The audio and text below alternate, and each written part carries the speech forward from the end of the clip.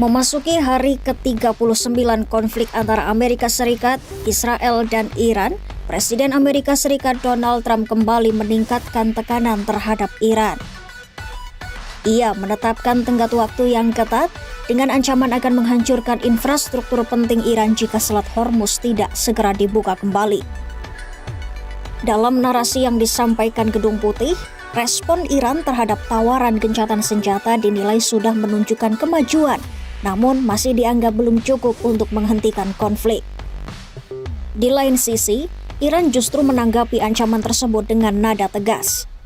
Militer Iran menilai peringatan dari Washington sebagai sesuatu yang tidak realistis, bahkan menyebutnya sebagai upaya menutupi kegagalan Amerika Serikat di kawasan. Bagi Teheran, tekanan militer tidak akan mengubah posisi mereka. Iran tetap menolak tunduk pada ultimatum dan memilih melanjutkan perlawanan.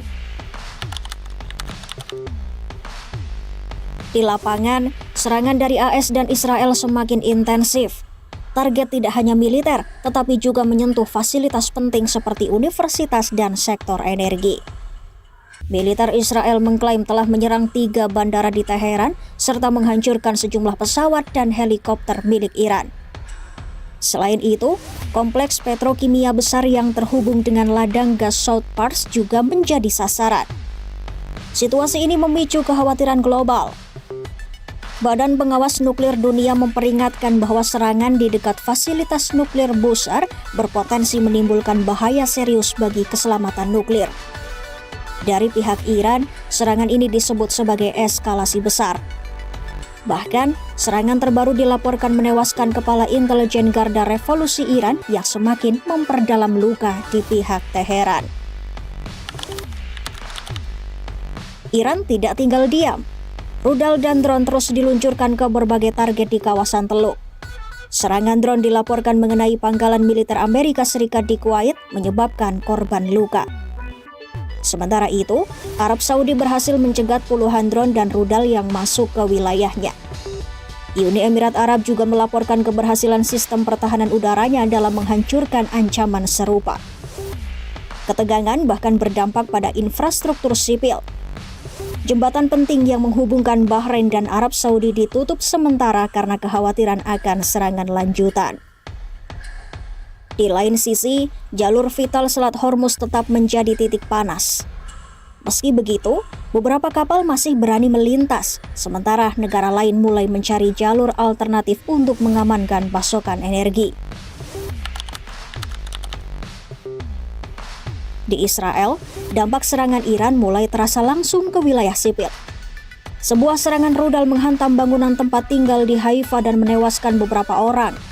Situasi ini menunjukkan bahwa konflik tidak lagi terbatas di wilayah Iran, tetapi telah meluas dan menyentuh langsung kehidupan masyarakat di Israel. Di saat yang sama, operasi militer Israel juga meluas ke Lebanon. Serangan udara dan darat terus berlangsung, bahkan kini menjangkau wilayah di luar basis tradisional Hizbullah. Akibatnya, jumlah pengungsi di Lebanon melonjak drastis, memperburuk krisis kemanusiaan di kawasan tersebut. Amerika Serikat terus memainkan peran sentral dalam konflik ini. Selain mendukung serangan, Washington juga menjalankan operasi militer besar termasuk misi penyelamatan pilot yang jatuh di wilayah Iran. Operasi tersebut melibatkan ratusan pasukan dan lebih dari 100 pesawat, menunjukkan skala keterlibatan AS yang semakin dalam.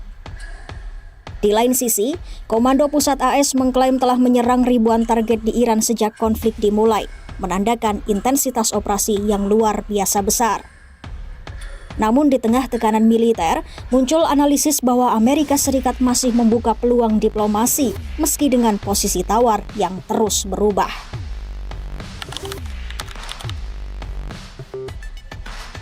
Upaya diplomasi sejauh ini belum membuahkan hasil. Iran menolak gencatan senjata sementara karena khawatir hanya akan dimanfaatkan lawan untuk menyusun serangan baru.